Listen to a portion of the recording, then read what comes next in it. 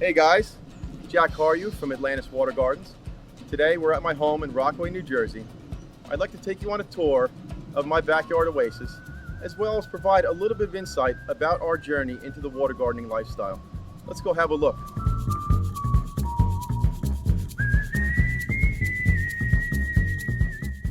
My journey into water gardening started in the mid-90s. At the time I had a landscape business, and a client of mine had an old pond.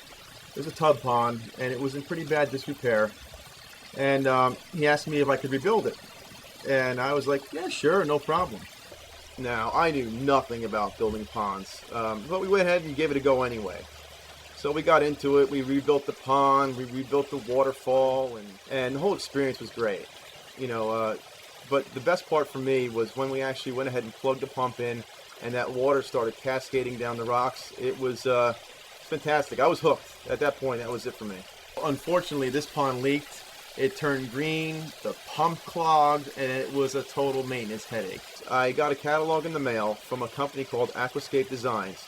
They were selling skimmers and biofilters and plumbing, the whole kit to put a pond together, and it worked like a charm. Now I was free to focus on water garden design instead of the filtration end of things. We honed our skills, we got involved in more advanced projects, started using larger boulders, larger equipment. We were on the cutting edge of things. Then in 2008, we were invited to Disney's Epcot Center in Florida through our involvement in the Certified Aquascape Contractor program to participate in the very first rain exchange system for the International Flower and Garden Festival, which they hold every year from February until June, and I was pumped.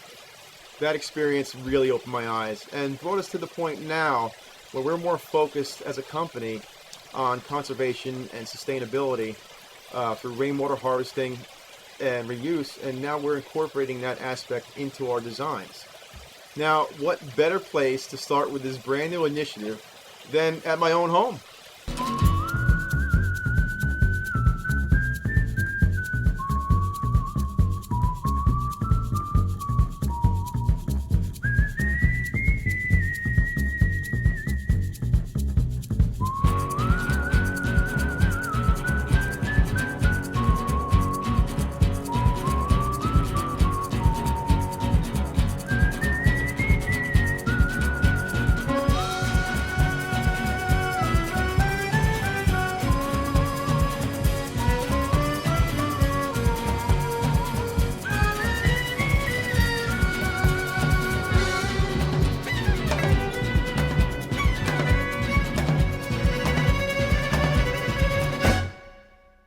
This is in fact the only remaining piece from the original landscape.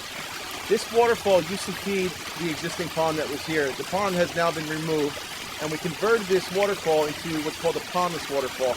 We installed an underground basin, and now it's just a recirculating water feature. I love the way it looked with the fact that it's so grown in with the junipers and the maple and everything. I couldn't bear to touch it, so we went ahead and left it, and I think it fits like a glove.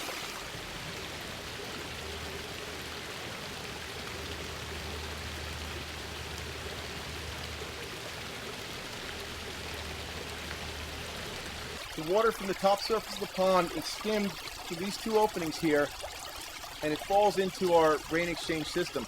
I'm standing atop a 2,000-gallon rainwater harvesting basin. It's actually 6 feet deep and full of aqua blocks.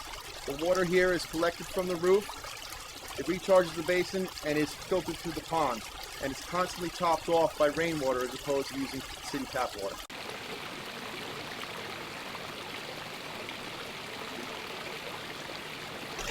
This is what my fish now call home.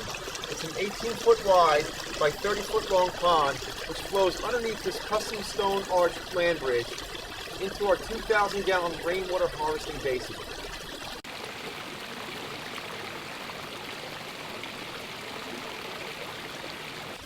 Now this may look like another upper pond area, but actually this is what's filtering the entire pond. This is called a constructed wetland filter. The water is pumped from our rain exchange basin into the bottom of this wetland filter, which is 4 feet deep, and it's graduations of rock and gravel starting from large cobbles all the way up to gravel. And in essence, it's a reverse trickle filter. The water is moving through all those nooks and crannies up to the top, very well oxygenated. Fantastic place for beneficial bacteria to colonize. And once it hits the surface, all these aquatic plants you see in the top here are playing a very key role in the filtration. They're sucking nutrients out as the water's flowing up. And taking nutrients out of the water is essentially what starves the algae out and provides a clean water garden.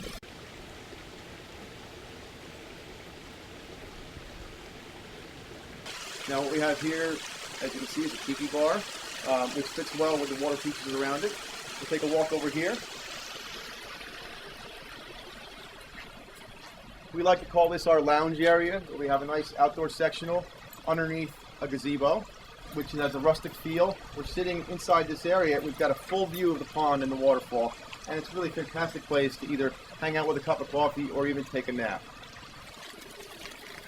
Atop our wetland filter, we have what I kind of refer to as our skybox, where you sit atop and you can kind of get a view of the whole yard and take in the surroundings. You can see all the structures, you can see all the water features. We've got a fire table up here.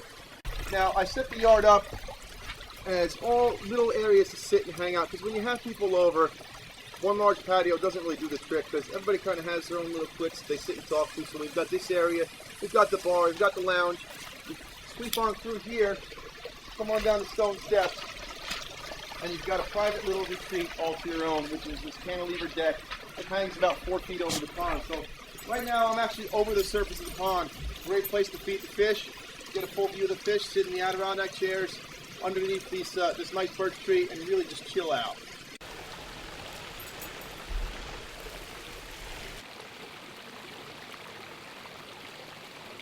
On behalf of myself and the entire Atlantis family, I'd like to thank you for taking the time to check us out. I hope you enjoyed our little piece of paradise, and we'll see you around the pond. Bye! Bye. Bye.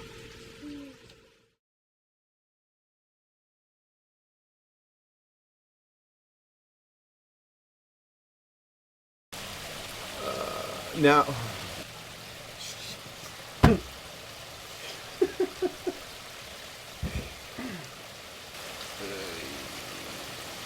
Okay. Then in 2008, I screwed it all up. To participate, Noam is staring at me over here. What's up with that? Chloe. Stop, would you? You steal my limelight here, dog. Come on now. I know, I forgive you. This is what my fish now call home. It's an 18-foot wide, like 30-foot long pond. Are you done? You're in my camera angle here. Go.